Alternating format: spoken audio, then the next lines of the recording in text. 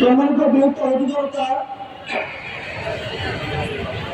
আজকে বড় আনন্দের বিষয়, আজকে বড় গর্বের বিষয়, আজকে বড় উল্লাসের বিষয় যে আগে এই বীর চট্টগ্রাম মাঝে, এই চট্টগ্রামবাসীর মাঝে, এই চট্টগ্রামের টুকরোর মাঝে আপসহীন নেতা, সংগ্রামী নেতা, বাংলার বাঘ, বাংলার গর্ব, বাংলার একটি তারকা, যার নাম সারা বাংলার অলিতে গলিতে, সারা বাংলার বাচ্চার মুখে মুখে, সারা বাংলার বিশ্ববিদ্যালয় থেকে শুরু করে মাদ্রাসা অব্দি যত প্রতিষ্ঠান রয়েছে প্রত্যেকের মুখে একটি নাম রয়েছে।